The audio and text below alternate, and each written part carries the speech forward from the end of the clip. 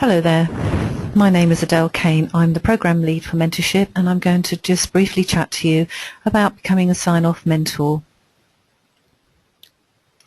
So sign-off mentors are required for a variety of nursing students, midwifery students. So the NMC requires a sign-off mentor to support and assess a third-year student nurse in their final placement, midwifery students' progression points, placement assessments, return to practice and overseas adaptations. We require them to have undertaken an approved mentorship programme before starting to undertake the role of a sign-off mentor. The NMC introduced the concept of sign-off mentors in 2008 with their standard support learning and assessment in practice, with the aim to drive up the standards of mentoring and to ensure that a student is safe and effective practice for entry onto the register, and they demonstrate proficiency in all areas.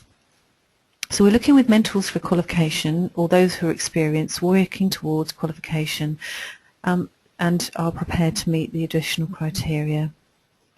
In the final placement sign-off mentor, or a sign-off mentor who's learning the ropes to make the decision about proficiency under supervision. Sign-off mentors need to spend the equivalent of an hour per student a week, in addition to the expected 40% that you're used to working with students to meet the NMC requirements. So what is their role? Their role is to support and assess final placement students, supporting junior mentors in difficult decision-making, or supporting novice mentors undertaking their preparation, as well as sign-off mentors undertaking their preparation for the role. Support and assess students undertaking post-registration programs. It's a requirement that they support and assess students on other professional programs during first or second year only. But the third year really needs to be done by a mentor on the same part of the register as the student they're supporting. So what do they do? Sign-off mentors confirm proficiency of practice. They're making a final judgment. Has the student achieved the required standards of proficiency for entry onto the NMC register? Here is a definition of competence when you're used to assessing students' competence, and the difference between that and proficiency, to demonstrate they constantly apply that competency standard, making sure that they are proficient for registration. So an ongoing achievement record, as you know, a student carries an ongoing achievement record from placement to placement, with a record of their achievements or points for development passed on from one mentor to the other. Personal tutors meet with their students at the end of each placement and the end of each year to formally confirm the marks awarded by mentors. Sign-off mentors need to provide an overview of the student's 3-year practice of their proficiency, not just the placement that you're working with them in. Currently we have elective placements that run in our 3rd year, and the final sign-off mentor will complete that before they move to their elective placement.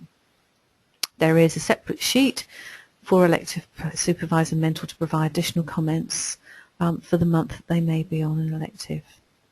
But essentially you need to summarise their progression through the years and make that final decision about their proficiency to enter onto the register. So what do we do with Year 3 students and return to practice students? They need to demonstrate the ability to manage their own practice and those of others. They need to demonstrate achievement of competency, proficiency in care management for entry onto the register. It's a wide range of skills, but essentially what's happened through as they progress through the years and through their final year, to demonstrate that they can lead, manage a team, to coordinate patient care, and to coordinate and ensure that safe, effective care is implemented. If you have a return to practice student, they are the same competencies that you are assessing and deeming them proficient at. So what do we need to think about with our final placement students? We need to think about the time frames. They need to plan their OARs and their learning contract or their action plan. You could look at Band 5 job competencies, and here's some examples of student pathway that one of our teams have developed. Most of these things aren't unfamiliar to you, but you really need to be able to be sure that that student demonstrates proficiency in these areas. So it is about that organising and delegating care, which I spoke about earlier. But think about their placement area. Look at the information that you provide for students. Look at getting them to review it for you, and that contributes to the teaching and leadership that they need to demonstrate with you. The other thing that would be really useful is to get them to support junior students in developing their practice portfolio, and again that meets their teaching and leadership requirements. Think about the interagency referrals and the follow-ups, and in previous placements they will have pathwayed out with these care workers and the healthcare professionals that interface with you in your area. But it's about having that knowledge and understanding that they know about the other professions, that they know why they're referring people, that they can demonstrate clear understanding of how to manage their patients with links into interagencies. Those people who work in the community, it's really important for them to consider, and you to consider, lone worker and supernumerary guidance, as it's highly likely that you will be expecting them to carry a caseload under supervision, carefully chosen patients by yourself, with all the safety guards that need to be in place to ensure that should anything untoward happen while they are visiting a patient on their own, that they know who to contact and the right processes to follow. So how can you use that supervision time? You know, that final assessment can be quite daunting. People think about their accountability and the decisions they're going to make. You are going to be talking in the report about their proficiency and ability to function and to be accountable as a new registered nurse. NMC requires one-to-one protected time in a week in addition to the 40%. How could you use that time? What would you be doing with that particular time specifically for sign-off mentoring activities?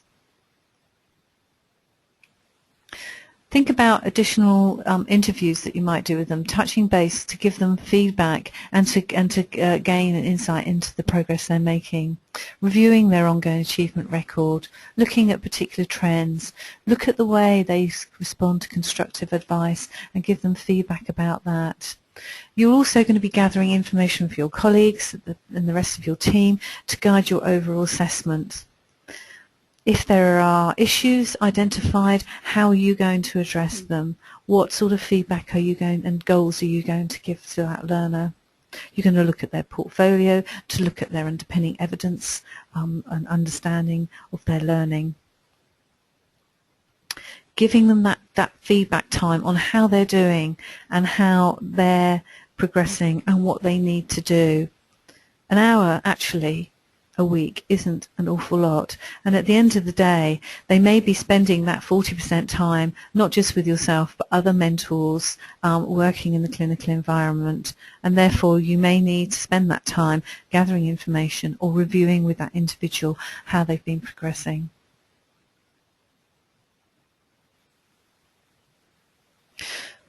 As a sign-off mentor, you are expected to protect the public. It was introduced to ensure that mentors could make decisions in recommending a student for registration. A large number of registrants are going through capability fitness to practice. Too many mentors are not referring students during their program, giving people benefit of the doubt.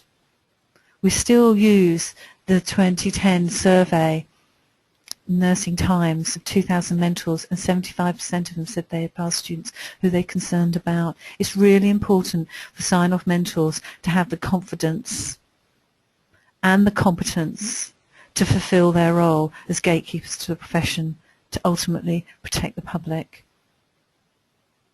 What we want to do is ensure that you can be equipped for that. So that brings me to our sign-off mentor development pathway. Each year we ask your employers to consider areas where we need to grow sign-off mentors. So therefore we expect activity at the beginning of the year in January, February time for practice leads to identify areas where sign-off mentors need to be developed. What we do then is they speak to our placement team to ensure a student will be allocated in May to that area. Speak to our academic team to arrange preparatory workshops to ensure that you're supported during that placement time, and to ensure that you manage to get yourself a mentor update or preparation workshop so that you're all tip-top and ready to go. Somebody needs to support a prospective sign-off mentor. That's either a existing sign-off mentor, maybe from your work area or maybe from a neighbouring work area, or maybe a member of the placement development team who will actually take that role where they will be supporting you but ultimately assessing you in your final decision making. So that's what happens. Supervising mentor academic supports as necessary, and to assess the final sign-off of the student during the final week of placement and give them feedback on how they did and how they can improve or whatever is required. And then we have a verification document that that individual who assesses the sign-off mentor signs. That enables them to be placed on the register as a sign-off mentor annotated, and that is then confirmed. So most of this activity happens around the May time of year when our students go out. Preparatory work with sign-off mentors takes place earlier on in the year, where we prepare people to undertake the role and ensure that they're supervised and assessed to meet the NMC requirements. It's a very short period of time I've spoken to you and just given you a whistle-stop tour of becoming a sign-off mentor. We really hope, as well as the NMC, that you will step up to the plate and develop yourself as a mentor into becoming a sign-off mentor and to undertake that role, enabling us to create the right kind of mentoring support for our learners for the future. Thank you for the time. Please contact your placement development team if you're interested.